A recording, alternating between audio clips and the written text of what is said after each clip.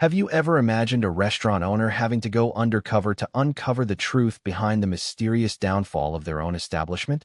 Today, we're diving into a dramatic story about a man betrayed by those he trusted, but who fought back to protect his family's legacy. And if you love inspiring stories like this, don't forget to hit like and subscribe so you won't miss our next videos. Ethan Miller had always dreamed of owning his own restaurant. From the time he was a child, watching his grandfather make homemade pizza in their small family kitchen, he knew that food wasn't just about sustenance. It was about bringing people together. With years of hard work, passion, and dedication, Ethan turned that dream into a reality when he opened Miller's Classic Pizza, a cozy pizzeria that quickly became a beloved staple in his community. For 15 years, the restaurant thrived.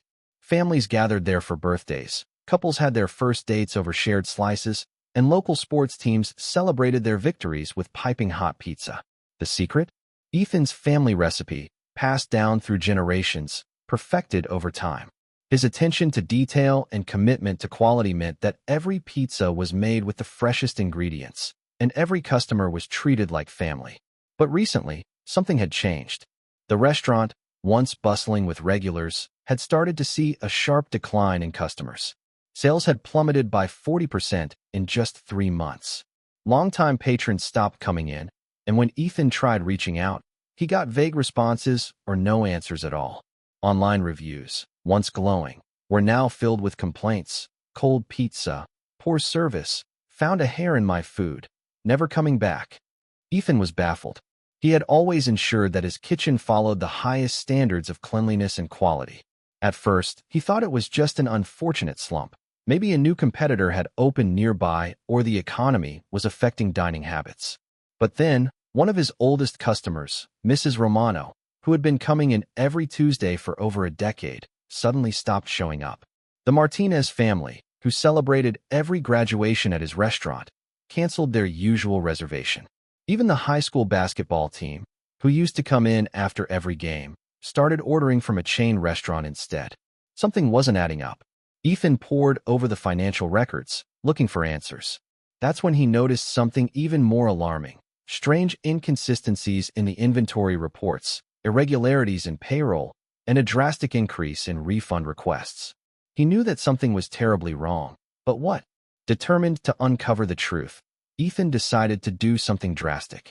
He would go undercover. Instead of walking into his restaurant as the owner, he would enter as an ordinary customer. To complete the disguise, he borrowed clothes from his teenage son: an oversized hoodie, baggy jeans, and an old baseball cap. He even swapped out his usual polished shoes for a pair of worn-out sneakers. Taking a deep breath, Ethan stood across the street from his restaurant and observed. The familiar aroma of fresh-baked pizza wafted through the air, but instead of filling him with pride, it made his stomach churn with anxiety. His restaurant was more than just a business. It was his legacy. And today, he was going to find out exactly who was trying to destroy it. He adjusted his cap and muttered to himself, "You got this, Ethan." Then, with a determined step, he crossed the street and pushed open the door to Miller's Classic Pizza. As Ethan stepped inside Miller's Classic Pizza, a wave of nostalgia hit him. The familiar squeak of the entrance bell, the faint scent of garlic and tomato sauce. It all reminded him of the countless hours he had spent perfecting his family's recipes. But as he took in his surroundings, something felt off. The restaurant no longer had the warm, welcoming energy it once did. The staff, who used to greet customers with enthusiasm, now moved with indifference, some barely looking up from their phones. He approached the counter, keeping his head low beneath his cap. A young cashier, Tom, stood behind the register, lazily scrolling through his phone. When Ethan finally spoke, Tom barely acknowledged him. "Yeah, what do you want?" he mumbled. Ethan suppressed the urge to lecture him on customer service. Instead, he pitched his voice higher and asked for a slice of pepperoni and a soda. Tom sighed, scribbled something on a notepad, and called out to the kitchen, "1 pep slice." Ethan paid in cash, noticing something alarming. Tom never entered the order into the restaurant's point-of-sale system. Instead, he simply pocketed the money and handed Ethan a flimsy receipt, nothing like the ones the restaurant used before. Taking a seat near the counter, Ethan observed. The lunchtime rush was beginning, and he watched as orders were placed, but never entered into the system. Customers were handed subpar pizzas, some lukewarm, others with the wrong toppings. Complaints were met with vague apologies and empty promises that management would be informed. Then, something even more disturbing happened. A young mother stormed up to the counter, her face red with frustration. "This is the third time this week my delivery order has been wrong," she exclaimed, placing a pizza box on the counter. "I ordered a plain cheese pizza for my kid's party, and this is covered in jalapenos and hot sauce. They can't eat this." Lisa, the other cashier, barely looked concerned. "Our delivery system has been having issues lately. Do you want a refund?" "No," the woman snapped. "I want to speak to the owner." Lisa and Tom exchanged a quick glance before Tom spoke. "Mr. Miller is away on business. He's been dealing with personal matters." Ethan's heart pounded. He hadn't been away, not once. He had been in his office every day, going through the books, trying to figure out what was happening. How many customers had been told he was gone? Then, in the lull between customers, he heard Lisa whisper to Tom, her voice low but clear. "It's almost too easy," she chuckled. "He still thinks people just don't like his pizza anymore." Ethan's blood ran cold. This wasn't just laziness or mismanagement. This was sabotage. And somehow, he knew this was just the beginning. Ethan sat in stunned silence, his lukewarm pizza forgotten on the plate in front of him. The whispers between Tom and Lisa confirmed his worst fears. This was no accident or simple mismanagement.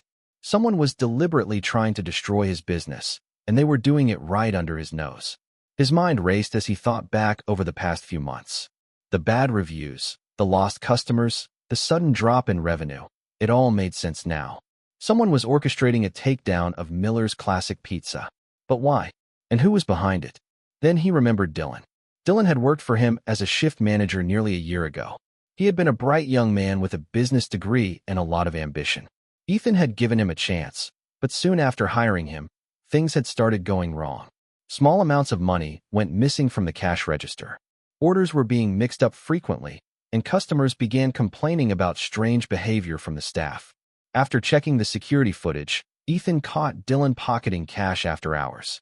When confronted, Dylan exploded in anger. "You have everything handed to you," he had shouted. "This place should be mine. You don't deserve it." Ethan fired him on the spot, but now it seemed Dylan hadn't moved on. He had come back, this time with a plan to dismantle Miller's classic pizza from the inside out. Ethan knew he needed more proof before making any accusations.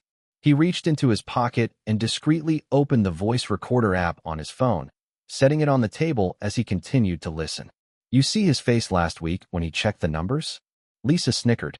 Looked like he was going to cry. Tom smirked. "The best part? He's still following that special recipe like it makes a difference." Meanwhile, he tapped his pocket where Ethan had earlier noticed a small vial. "A couple of drops of this, and every pizza tastes like cardboard." Ethan clenched his fists under the table. They were sabotaging his food. No wonder customers had been complaining about the taste. But what was in that vial? And how deep did this conspiracy go? As if answering his unspoken question, Lisa leaned in. "Dylan says we need to step it up. Carter's not selling fast enough." Tom nodded. "Already working on it. Got a guy in the health department who's gonna find some violations next week. Big ones. Once that happens, Carter will have no choice but to sell." Ethan's stomach turned. They were setting him up for a forced closure. If the health department shut him down, it wouldn't matter how clean his kitchen actually was. The reputation damage alone would be enough to ruin him. Taking a slow, measured breath, he reached for his phone and stopped the recording. He had enough to confirm his suspicions, but he needed more. He needed undeniable proof that would not only expose Dylan, but also take down everyone involved. And he knew exactly who could help him get it. Ethan knew he couldn't act rashly. If he confronted Tom and Lisa now, they would deny everything. And he still needed undeniable proof to take down Dylan and whoever else was involved. Instead, he had to play their game, only smarter. The first thing he did was call Sarah, his most trusted employee and head chef. When she arrived at his office, he locked the door and played the recording for her. Her face darkened as she listened. "I knew something was wrong," she muttered. "Orders have been changing, ingredients have been substituted, but I never thought it was this bad."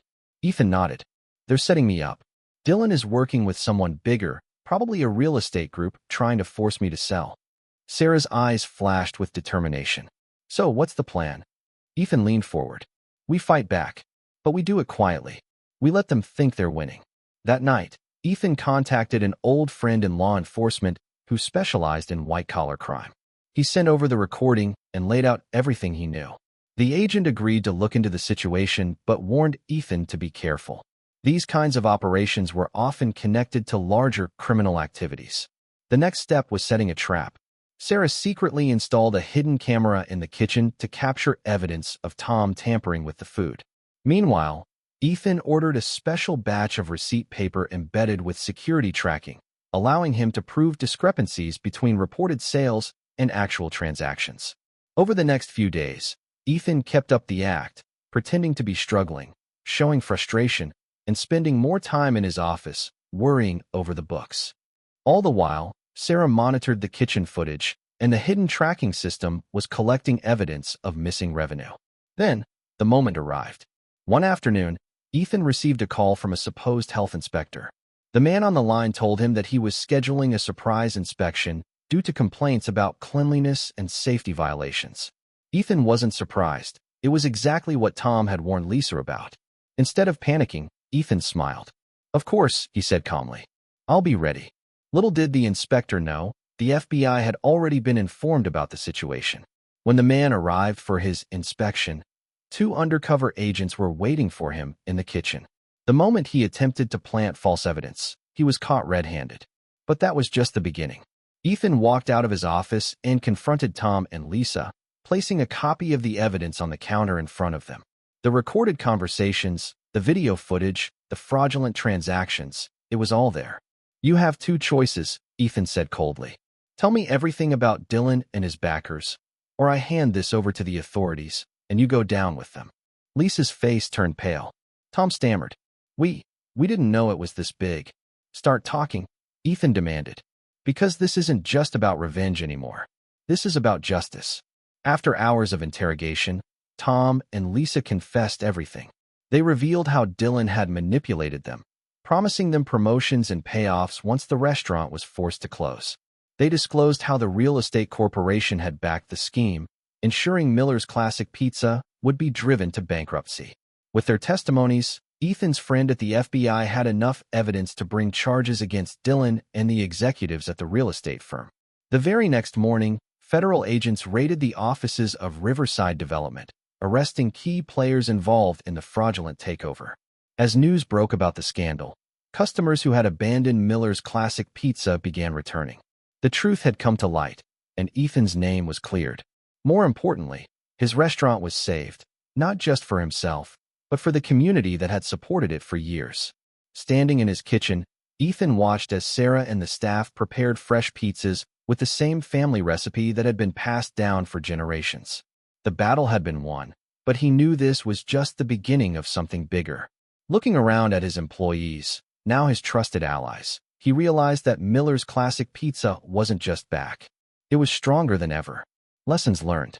The story of Ethan Miller is a powerful reminder that integrity, perseverance, and strategic thinking can overcome even the most calculated betrayals.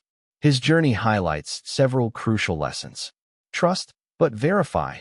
Ethan trusted his employees, but he learned the hard way that blind trust can be exploited.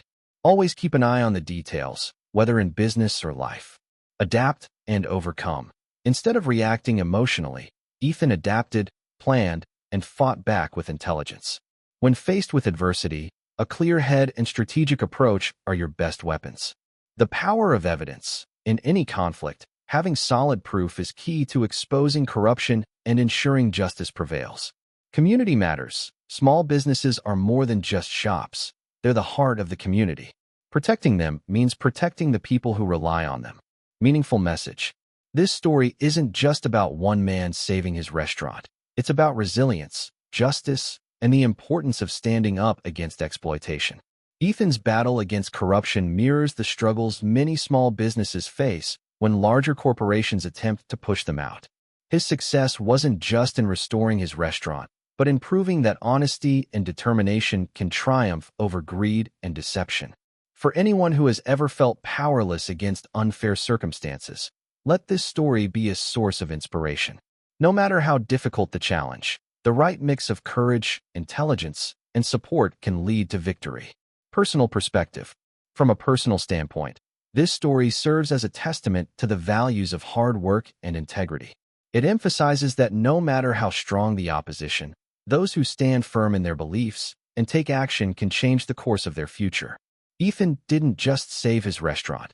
He set a precedent for others facing similar challenges. His journey shows that while betrayal can come from unexpected places, the ability to rise above it and turn adversity into opportunity is what truly defines success. It's not about how many times you're knocked down, but how you rise and fight back that matters most. If you found this story inspiring, imagine how many more incredible lessons and real-life insights you can gain by following our content. Subscribe to Story Precious now to receive powerful, thought-provoking stories that remind us of the values that truly matter. Hit the subscribe button and turn on notifications so you never miss another video filled with inspiration, wisdom, and unforgettable stories.